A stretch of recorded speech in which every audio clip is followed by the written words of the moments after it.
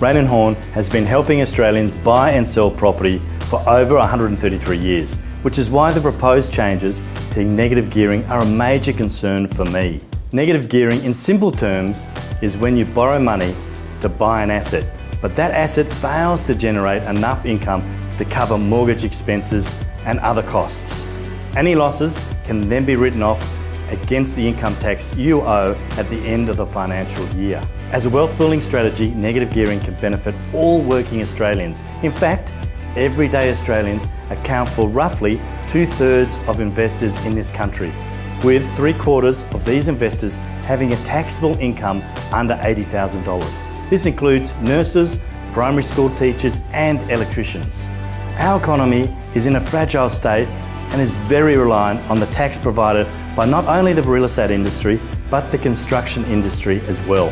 By taking away negative gearing, it will be harder to sell investment properties because there'll be no incentive for other investors to buy. This will create a knock-on effect which will see reduced capital growth on property investments. Landlords will lose the ability to write off losses, resulting in increasing rents for tenants, pushing as many as 70,000 extra families into housing stress. This could cost the government as much as $54 million in extra assistance. In addition, some pundits are suggesting that if negative gearing is abolished, property prices could fall. While this may sound like good news to first home buyers struggling to get into the market, the reality is that the biggest hurdles for first timers, the upfront costs, aren't likely to change. This includes state stamp duties and the requirements for a 20% deposit to avoid paying mortgage insurance.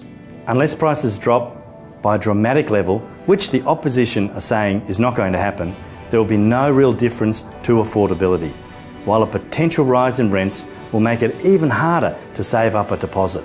In addition, 1 in 4 working Australians currently draw all or parts of their livelihoods from the property and construction industry.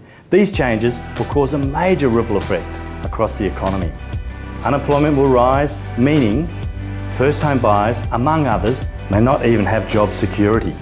We need to remember that we've been here before.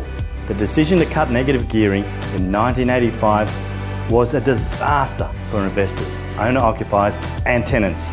It's fair to say the sudden change caused significant chaos for the economy. So much so that the decision was reversed less than 2 years later. So it's clear that if there are to be changes to tax concessions on property investment, it must be done in a measured way and at a time when the economy is strong enough to cope with it. If you want to know more about negative gearing and how it could impact you now or in the future, visit www.negativegearingaffectsyou.com.